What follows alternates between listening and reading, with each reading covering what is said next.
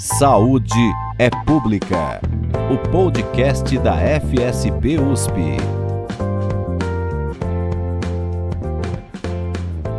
Olá, bem-vindo e bem-vinda ao Saúde é Pública. Hoje temos a participação da cientista social e jornalista Mariana Varela. Ela é editora do portal Drauzio Varela e acaba de defender seu mestrado pelo programa de pós-graduação em Ambiente, Saúde e Sustentabilidade aqui da Faculdade de Saúde Pública da USP.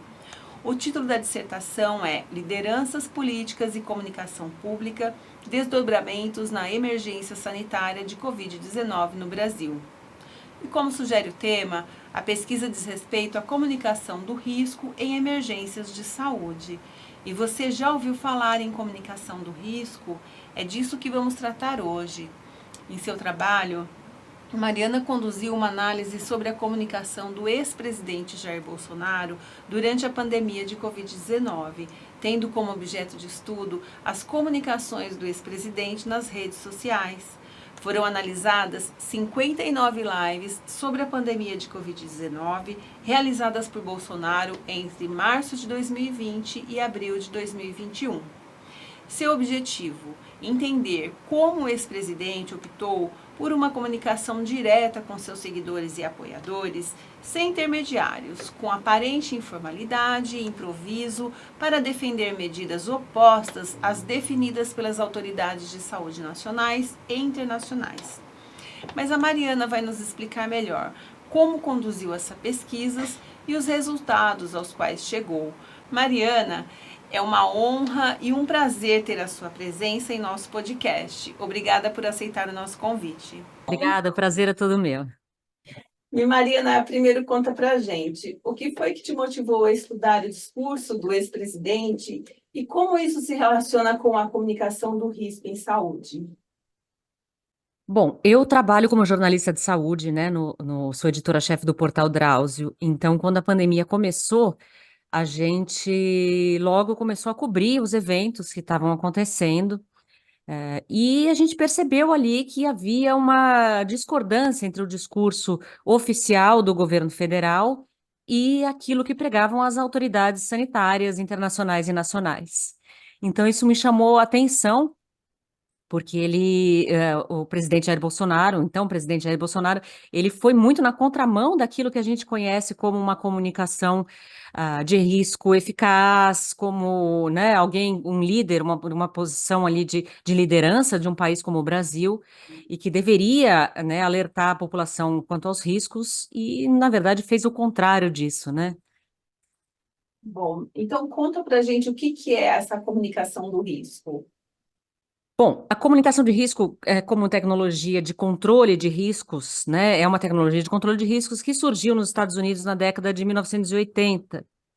E, na verdade, ela é uma intervenção que deve ser feita antes, durante e depois de uma crise, numa fase de emergência sanitária, né, para permitir que as pessoas em risco tomem decisões informadas para protegerem a si próprias, aos seus familiares, a sua comunidade. Na verdade, ela é feita sempre com base no diálogo, na confiança, e entre quem comunica o risco e aqueles que percebem o risco, então, né, que recebem a comunicação de risco.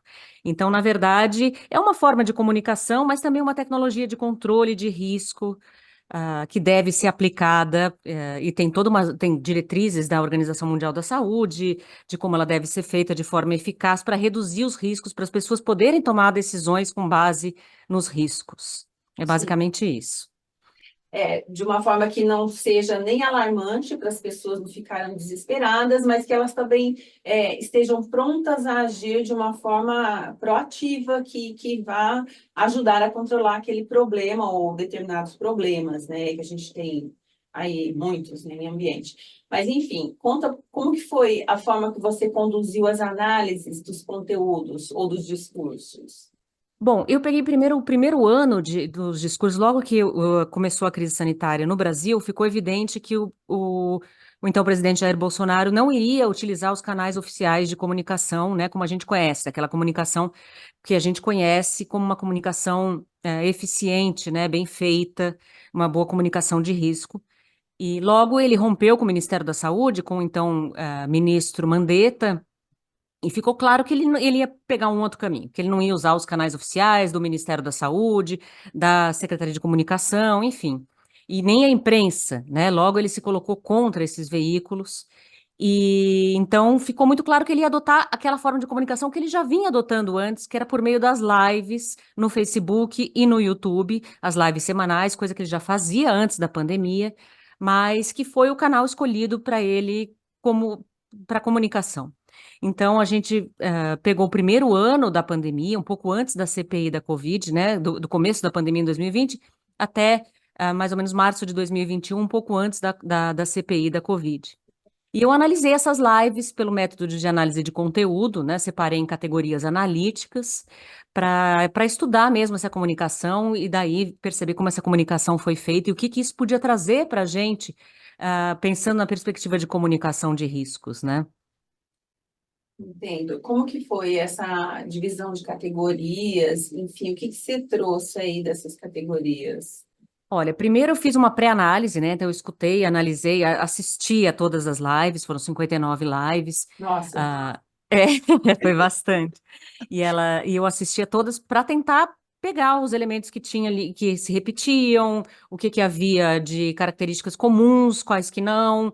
Ah, enfim, fui percebendo um pouco para tentar entender quais categorias poderiam surgir daí.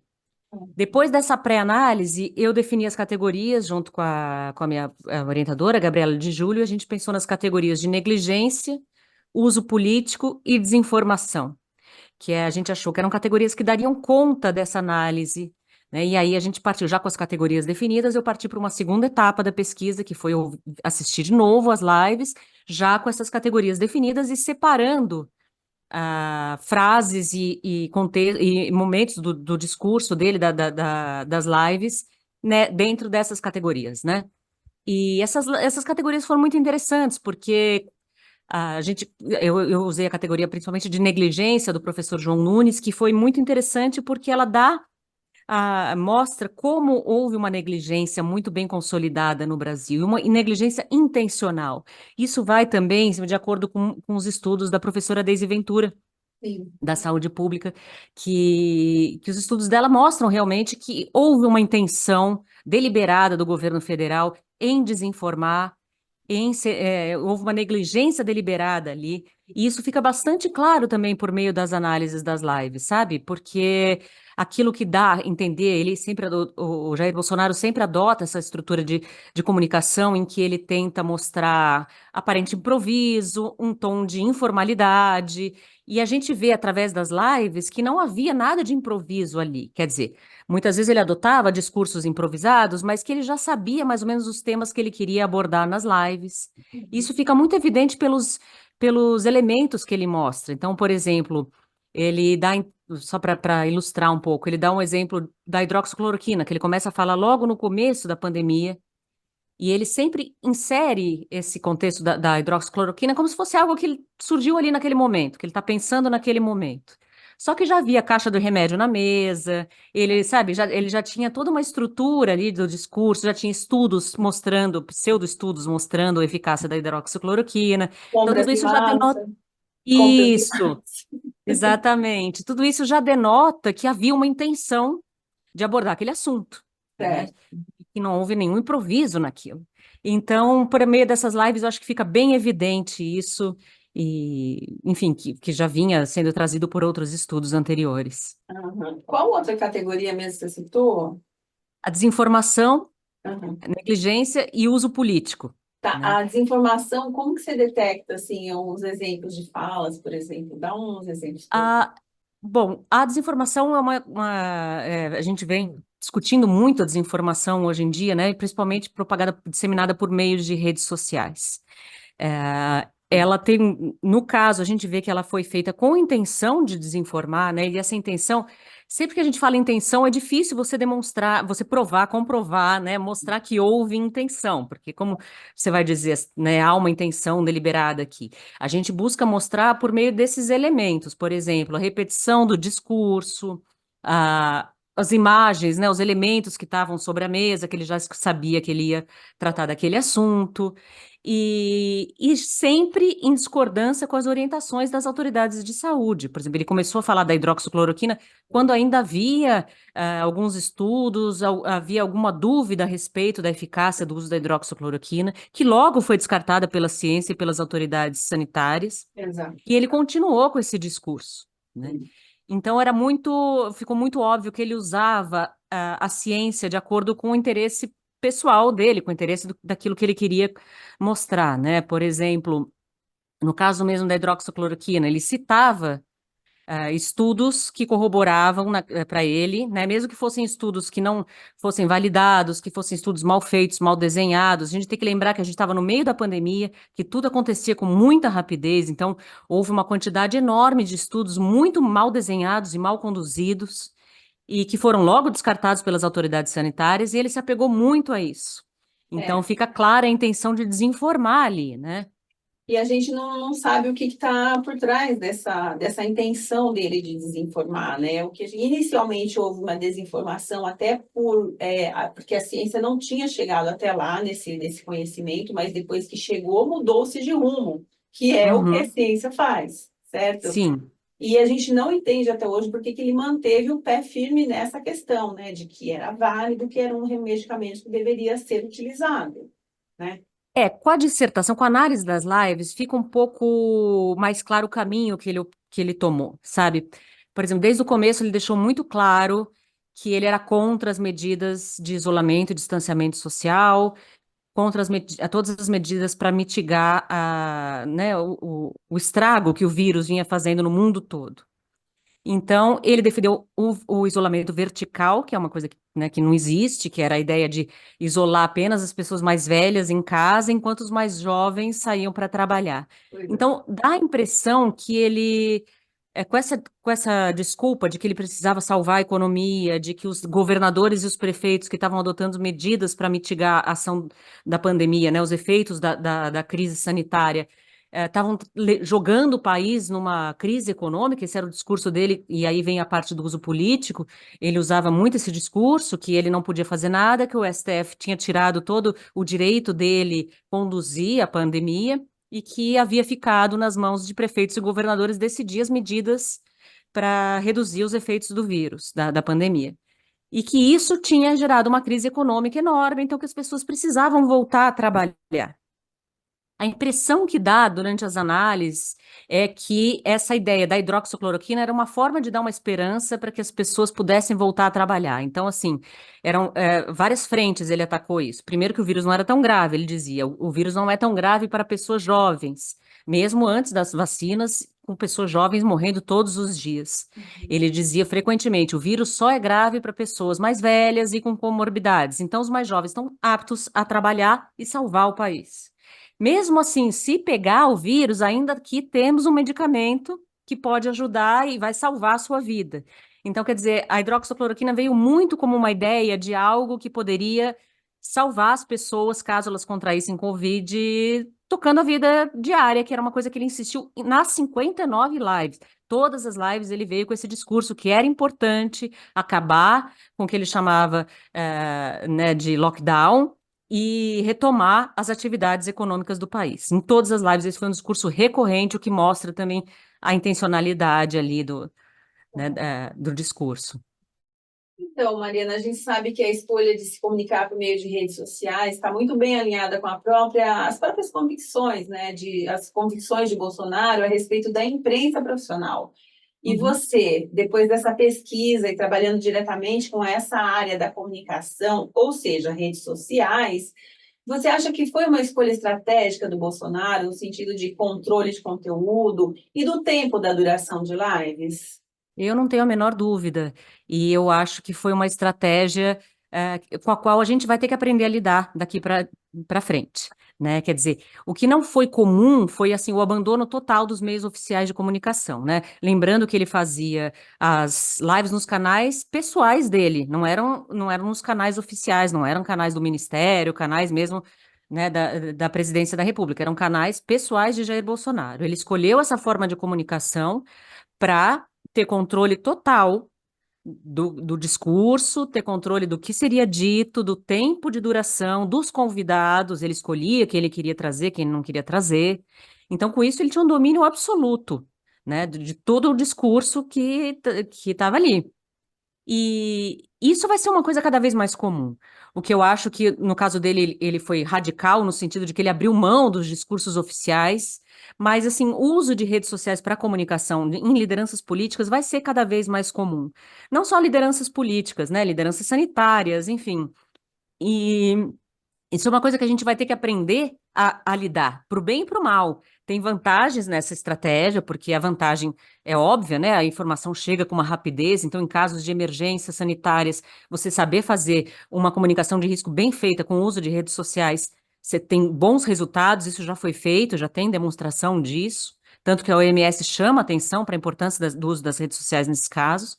Mas você também tem esse tipo de distorção, porque nesse tipo de comunicação há um domínio total do discurso e daquilo que se quer passar, né? Sem nenhum tipo de controle, nem da imprensa, nem de outras autoridades. E se cair em mãos, né, erradas ou que tenham outras intenções que não uma comunicação de risco eficaz, a gente tem um problema que é difícil de lidar, porque depois é de desmentir o que foi dito, que é muito mais trabalhoso do que fazer uma comunicação bem feita, né? Então, essa questão de mitigar o que foi feito, né? Eu tenho para mim que, diante do estrago causado, né? Ou seja, a enorme rejeição às vacinas e o uso indiscriminado de medicamentos contraindicados para o vírus em questão, no caso o SARS-CoV-2, eu tenho a impressão de que as comunicações de Bolsonaro foram bastante efetivas. E na sua pesquisa, você chegou a quais conclusões no que diz respeito ao uso das redes sociais para a comunicação do risco? Eu acho que foram sim efetivas e a gente está lidando com os estragos disso até hoje, né? Por exemplo, a gente está tendo uma queda na cobertura vacinal que não pode ser atribuída apenas à desinformação, não é esse. Há vários outros motivos que vêm sendo estudados aí, como horário de funcionamento dos postos, que não é adequado para a população, falta de uma comunicação bem feita por parte do governo federal. Há vários motivos, mas, sem dúvida nenhuma, essa campanha antivacinista que houve durante a pandemia colaborou, sim, para gerar incertezas e medo na população acerca das vacinas, da segurança e da eficácia das vacinas. Então, isso, sem dúvida, foi um estrago que a gente aí vai ter anos para recuperar, provavelmente. Não é uma coisa que vai ser recuperada em pouco tempo. Eu acho que ela foi bem sucedida nesse sentido, que ela conseguiu passar uma mensagem, conseguiu pautar a imprensa, porque a imprensa, obviamente, dentro do seu papel, cobria essas lives e tinha que dizer o que havia sido dito, contestar, trazer outras autoridades para contestar o que havia sido dito, enfim. Mas ele conseguiu pautar a imprensa no meio de uma crise sanitária. Então, nesse sentido, ela foi bem feita. Em relação à comunicação de risco, quando você pega o manual de comunicação de risco da OMS, por exemplo, eu sinto que a gente que está um pouco defasado em relação aos tempos atuais, sabe? Porque a gente está lidando agora com situações muito peculiares. Por exemplo, na dissertação eu trato um pouco isso, que é o avanço de grupos de extrema-direita que contestam a ciência e que têm usado com muita eficácia as redes sociais para comunicação. E esses manuais não prevêem esse tipo de evento, né? Então, eu sinto, e aí como pesquisadora, é minha opinião, assim, que há necessidade de uma atualização, né, levando em conta os eventos recentes que a gente tem visto no mundo, e principalmente o aprendizado que a gente teve com a pandemia, né? Hoje em dia está saindo bastante estudo, pela própria Faculdade de Saúde Pública, mas também em outras frentes, de outras universidades, não só aqui no Brasil, ah, que acho que vão trazer bastante material para a gente trabalhar e pensar numa comunicação eficiente nas próximas crises sanitárias que, como diz a ciência, vão acontecer, né? É questão de tempo. Então, a gente pensar o que que a gente pode aprender na comunicação, né, para fazer uma comunicação mais eficiente num mundo globalizado como o nosso, é muito importante, né? Legal. Então, assim, você queria ressaltar algum aspecto das suas conclusões aí da sua pesquisa, ou de repente comentar alguma coisa que eu não te perguntei? Eu acho que sim, eu acho que é importante dizer que a comunicação de risco, ela é baseada na confiança e no diálogo, são duas coisas que permeiam a comunicação de risco. O que quer dizer isso? Você precisa confiar em quem está comunicando o risco, né? Senão você não segue, você não acredita, você duvida. Então, quando a gente vive num momento em que há uma crise da credibilidade das instituições, a gente tem um problema sério aí para a comunicação de risco, né? Porque como comunicar, como uma instituição ou autoridades sanitárias podem comunicar se a gente vive no momento uma fase de descrédito na ciência, descrédito nas instituições políticas, nos próprios políticos, né? Então a gente tem um tremendo desafio, a gente que eu digo são as autoridades sanitárias, a própria imprensa, que conhece pouco sobre comunicação de risco, e, na minha opinião, deveria ser uma coisa mais bem tratada nas faculdades de jornalismo, enfim. Eu acho que isso é um desafio enorme que a gente tem.